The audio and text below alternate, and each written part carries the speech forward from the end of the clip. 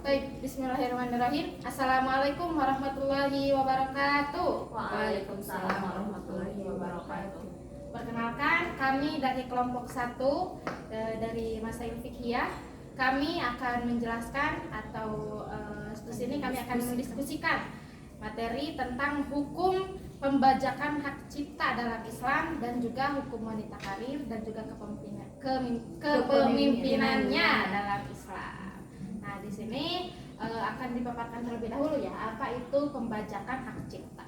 Nah, pembajakan hak cipta itu adalah penggunaan suatu materi yang masih dilindungi hak cipta tanpa seizin pencipta atau pemegang haknya.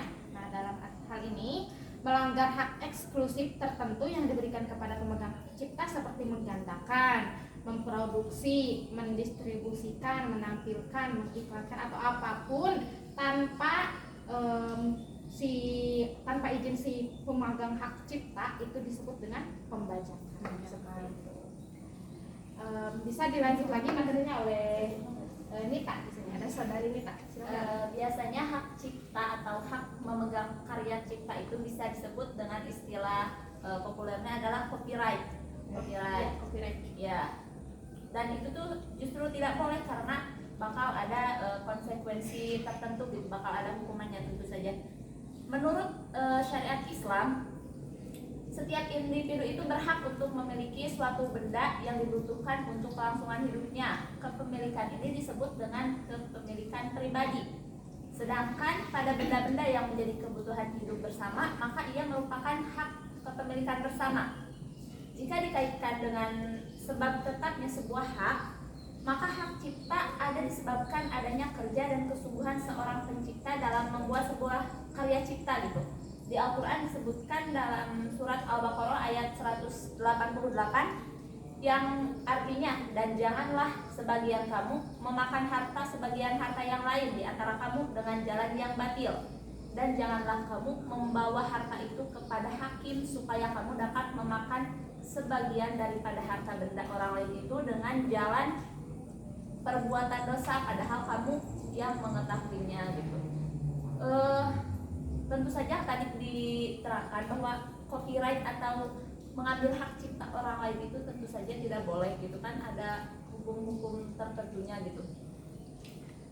Dan di Indonesia umumnya gitu kan masih banyak orang-orang yang terjerat dengan copyright. Misalkan hal kecil saja ketika kita membuat tugas skripsi ataupun kita membuat makalah, kita masih saja gitu masih copyright dari hasil orang lain gitu. Jarang-jarang ya ada yang ditanyakan sebelum saya lanjut kembali.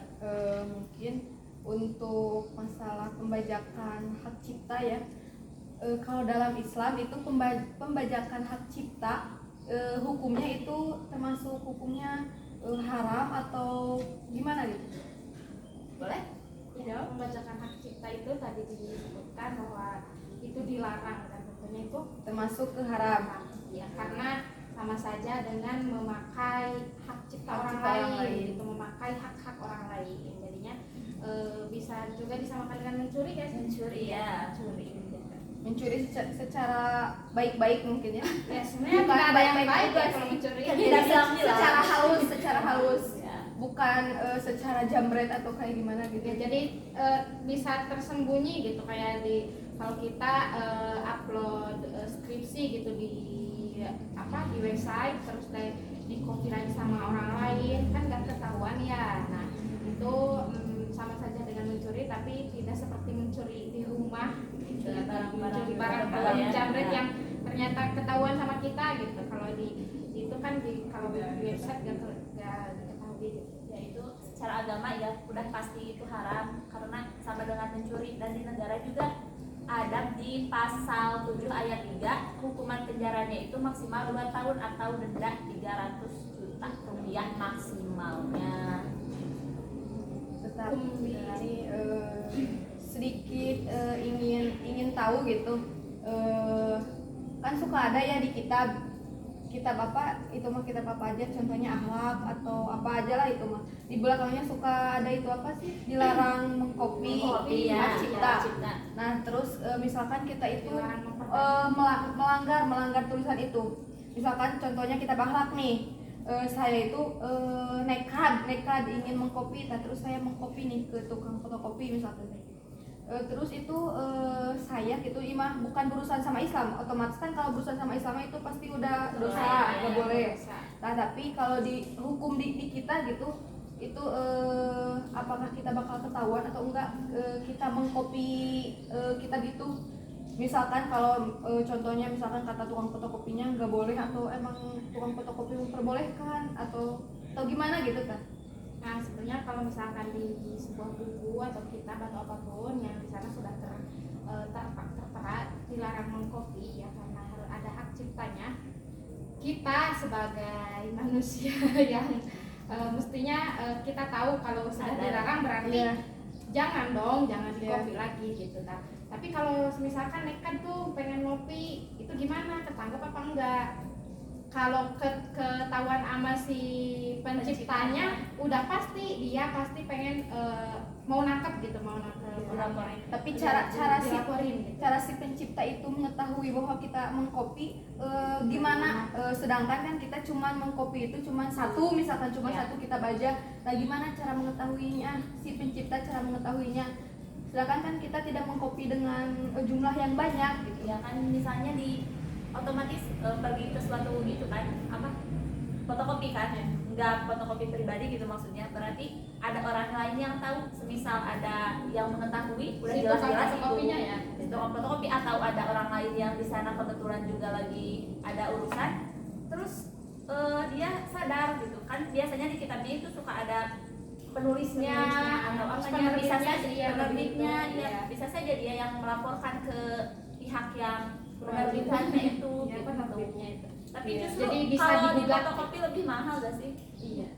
Jadi Jadi lebih efektif beli lagi yang aslinya, yang aslinya. Lebih bagus juga, terus enggak melanggar hak cipta, terus juga sejahtera untuk penerbit dan juga pengarangnya. Kalau kopi kan itu gak mereka yang menciptakan kitabnya atau yang menulis bukunya dan juga penerbitnya nggak dapat value.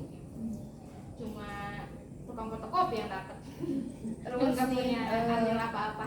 apa perbedaannya si buku itu yang punya hak cipta asli atau kita sebagai yang punya kopian, perbedaan anak.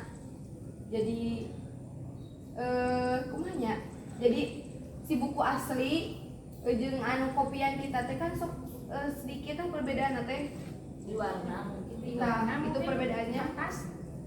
Selain itu, soalnya kan sekarang banyak lah yang lebih ke mirip-miripan. Ya namanya juga kan copy paste, otomatis bakal Pasti ada yang jauh beda. sama kan copy. Namanya juga di copy paste itu pasti sama, karena kemungkinan perbedaannya itu hanya di warna, isinya kan tetap aja pasti sama aja gitu kan.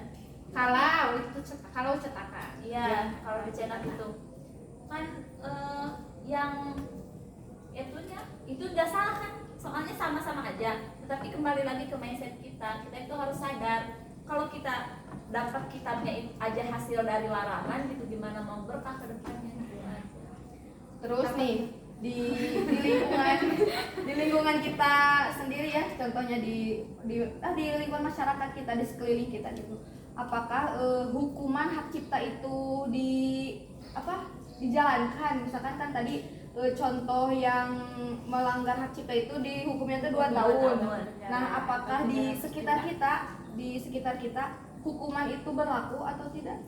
Karena di kita mungkin sudah dilumrahkan dan sudah menjadi kebiasaan. Di kita itu Kebiasaan buruk ya, Iya, tentunya. masih jarang gitu yang sadar bahwa itu tuh tidak boleh gitu. Tapi kalau di perusahaan besar, contoh pas MS Glow sama PS Glow itu kan di lapor itu kasus yang kita tahu gitu. Kalau yang kecil-kecil kan di kita udah jelas-jelas gitu kan copy paste, tapi udahlah Ya, ya. iya, berarti secara Kembali tidak lagi langsung kesadarannya, di lingkungan kita itu hukuman tidak berjalan Tidak ya. berjalan ya. Jadi sedikit demi sedikit Bukan tidak melakukan berjalan kesalahan. sih, lebih ke tidak peduli. Tidak ya. Orang tahu kalau misalkan saya tahu nih Ismi itu mengcopy, tapi Tidak mengingatkan. ngapain juga mesti dilaporin kayak bodo amat, Udah bukan lah. saya. Berarti saling bodo amat satu Ya, sama kayak lain. gitu. Jadi gak peduli sama peraturan ya. Ya udah menjadi kayak Biarlah gitu. Terus apa lagi kira-kira? Udah cukup mungkin ya. Udah pembajakan hak cipta. Jelaskan dulunya. Oh itu udah dibahas juga kan. Ada hukumannya 2 tahun penjara ataupun maksimal 300 denda maksimal Yang ya contohnya 300 juga juta. udah kebahas ya. Udah cukup ya. Ya itu sedikit pembahasan tentang tentang pembajakan hak cipta. Oke, selanjutnya kita akan membahas tentang bagaimana hukumnya wanita karir dan juga kepemimpinannya dalam Islam yang akan dijelaskan oleh saudari Ismi. Silahkan. Terima kasih kepada teman saya yang sudah memperbolehkan saya berbicara tentang pandangan Islam tentang wanita karir. Wanita karir yang dimaksud di sini ialah para wanita yang memiliki karir di luar rumah. Secara umum wanita dituntut untuk menjaga dan melaksanakan aktivitas sebagai ibu rumah tangga, menjaga anak-anaknya dan menjaga harta suami, serta melayani kebutuhan suami dan anak-anaknya seperti makan, minum, dan mencuci pakaian. Jadi mungkin ini tuh dimaksud wanita karir di luar rumah itu yang mempunyai profesi seperti dia menjadi guru atau dia menjadi pemerintah mungkin atau apa aja lah, yang apa aja yang dia kerjakan di luar rumah, profesi dia yang melebihi dari tidak hanya sebatas ibu rumah tangga gitu. Terus sekarang masalah perempuan menjadi pemimpin dalam Islam itu apakah boleh? Bisa dijelaskan oleh teman saya? ya. Perempuan menjadi pemimpin dalam Islam dalam Al-Quran surat An-Naml ayat 23 dijelaskan ya tentang kepemimpinan Ratu Balkis yang memimpin kerajaan Sya'bah yaitu Yaman pada masa Nabi Sulaiman alaihissalam, yang merupakan salah satu contoh bahwa Islam tidak melarang perempuan untuk mengambil peran menjadi seorang pemimpin dan sebuah komunitas publik. Jadi tidak ada larangan dalam Islam untuk perempuan menjadi kepemimpinan gitu. Jadi bisa dibilang boleh-boleh saja mungkin ya. Ya karena wanita itu selalu menjadi perbincangan ya ketika dia melakukan pekerjaan di luar rumah. Nah yang saya ingin tanyakan itu apa gitu kelemahan seorang wanita jika dia berkarir gitu, apa gitu kelemahan yang menjadi kelemahan dia itu apa? Kelemahan wanita karir yaitu kekurangan waktu yang bisa menyempurnakan menjadi istri yang baik. Maksudnya bisa mengurangi menyempurnakan istri yang baik itu kan kalau wanita karir pasti waktunya itu dibagi 2 sama pekerjaan yang di luar. Otomatis tidak bisa melakukan semua pekerjaan yang ada di rumah, seperti melayani suami tidak akan maksimal, mengurus anak-anak tidak akan maksimal. Rata-rata wanita karir itu pulang pagi, pergi pagi, pulangnya sore, kadang malam. Otomatis kan waktu sama teman nggak ada, waktu sama keluarga, waktu sama anak. Sedangkan kalau kita pulang sore atau pulang malam, anak-anak sudah waktunya istirahat, udah waktunya tidur. Sekarang waktu sama suami, pastikan kita pulang ke rumah, mungkin barengan ya sama suami. Kalau kita sebagai wanita karir, pasti datang ke rumah capek kan, kita nggak ada saling curhat satu sama lain lah. Kita kan pulang ke rumah istirahat. Soalnya kan besoknya kita akan melakukan aktivitas kembali seperti biasanya. Mungkin kayak gitu. Jadi kita tidak bisa melayani suami segimana mestinya gitu, tidak bisa meladeni pula gitu maksudnya mah gitu. Jadi kan misalnya suami pergi kerja, kita juga pergi kerja, jadi kita nggak ada waktu buat melayani suami gitu. Beda lagi kalau kita sekarang sebagai ibu rumah tangga, pagi-pagi suami mau pergi, kita sibuk nyiapin sarapan, sibuk nyiapin baju-bajunya, pokoknya mah nyiapin semua kebutuhan suami yang akan dibawa pergi kerja. Sedangkan kalau kita wanita karir, kita sama-sama sibuk untuk mempersiapkan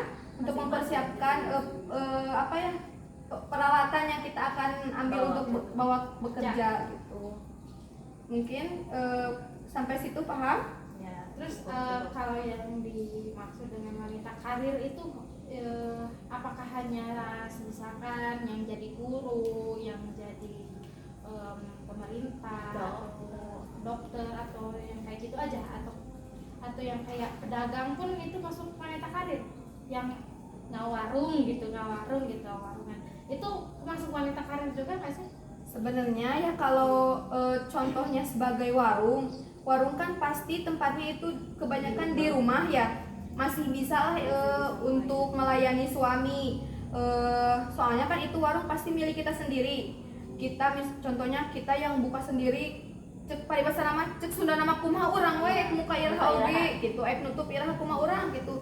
Jadi mungkin yang disebut wanita karir itu yang bekerja di luar rumah, terus teh yang waktunya itu benar-benar dia punya waktu yang tidak fleksibel. Jadi waktunya itu harus menentu lah, waktunya teh menentu gitu.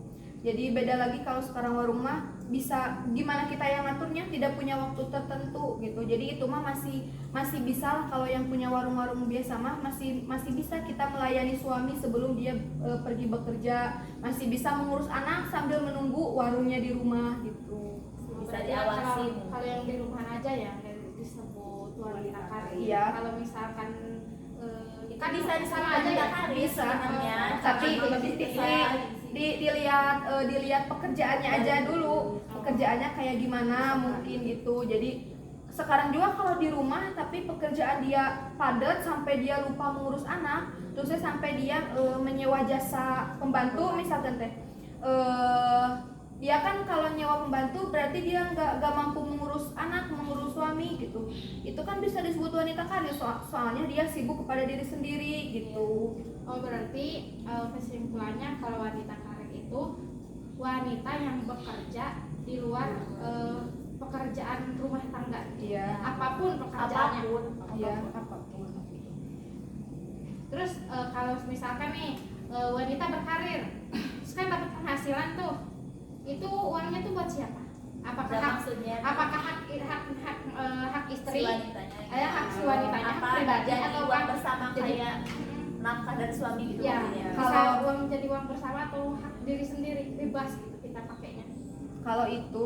Kalau kita bekerja nih, uangnya itu hasilnya buat siapa, itu mah pasti buat kita sendiri ya. Itu mah bukan jadi milik bersama. Beda lagi kalau sekarang suami bekerja, uangnya itu milik bersama. Beda lagi kalau kita yang bekerja itu uangnya buat kita sendiri. Cuman dianjurkan ya tidak boleh ya, bukan tidak boleh sih. Jadi beda rezeki. Kalau gini nih, kalau misalkan suami istri itu bekerja nih, dalam satu keluarga suami istri bekerja, dengan niatnya si istri bekerja itu ingin ingin membantu ekonomi suaminya agar bisa lebih ringan. Padahal itu pada kenyataannya malah kalau sekarang si istri bekerja, si rezeki suami itu berkurang, soalnya setengahnya dikasih ke istri, bukan malah nambah rezekinya, tetapi malah berkurang. Soalnya si rezeki suami yang tadinya 100% nih contohnya 50 diambil ke istrinya, padahal kan soalnya si istrinya bekerja. Padahal si istri niatan bekerja ingin membantu suami, padahal kan itu sebenarnya tidak membantu. Cuma itu rezeki yang istri, itu rezeki suami yang dipotong gitu. Oh jadi masuk ke penjelasan yang kayak gini. Ada satu penjelasan yang menjelaskan bahwa satu suami itu punya rezeki istri-istrinya. Jadi meskipun istrinya agak bekerja, tapi rezeki istri ngalir ke suami. Iya, Nah, begitu. kalau istrinya bekerja, berarti rezeki yang tadinya mau ngalir ke suami jadi ke istri. Gitu. Begitu. Jadi itu mah bukan saling membantu. Misalkan kayak gini nih, yang tadinya si suami gajinya 10 juta nih, terus si istrinya bekerja, itu otomatis pasti ada kendala lah di gaji itu jadi berapa. Itu kan karena yang tadinya itu milik punya si istri, cuman gara-gara sekarang si istri jadi punya pekerjaan, jadi itu si rezekinya kembali ke istrinya gitu. Jadi sama-sama aja tidak membantu gitu. Makanya dianjurkan untuk wanita itu diam saja mengurus anak-anak dan meladeni suami, kecuali dia punya usaha barengan, jadi bekerja bareng, jadi barengan lah, punya bisnis sendiri. ya. Gitu. Jadi dia itu berjuang dari nol sampai sukses, itu berjuang berdua gitu. Jadi itu mah pasti saling membantu tenaga lah gitu dalam pikiran. Jadi bukan dalam sama-sama uang. satu tujuan ke depannya gitu. Jadi bukan yang si suami kerja di sini, yang si istri kerja di Jadi sini. sibuk gitu. masing-masing ya kalau kayak Iya, gitu. kalau kayak gitu mah mereka tidak akan mempedulikan satu sama lain gitu, pasti punya kesibukan dan kepentingannya masing-masing. Kan kalau punya usaha sendiri mah kita bisa liburan bareng, bisa libur bareng, kerja barengan juga gitu, sambil kita bisa melayani suami gitu. Iya, makanya dalam Islam itu sebaik-baiknya pekerjaan itu dalam berdagang. Kalau berdagang kan kita bikin perusahaan sendiri, bebas juga ya. Iya, Terus kita sunnah bebas Rasul, juga. ya sunnah Rasul juga ya. Sekecil berdagang. usaha, sekecil apapun usaha kita tetap Tetap jadi bolos. bosnya Iya. gitu. Ya, Cukup enggak? apalagi Ada ya? lagi ya? Udah paham belum sampai sini? Kayaknya sudah cukup ya. Udah cukup. Alhamdulillah. Oke, mungkin ditutup saja ya diskusi kali ini tentang pembahasan hukum pembajakan hak cipta dalam Islam dan juga pembahasan tentang hukum wanita karir dan kepemimpinannya. Sekian dari kami kelompok 1. Mohon pamit undur diri. Mohon maaf bila ada kekurangan. Assalamualaikum Assalamualaikum warahmatullahi wabarakatuh.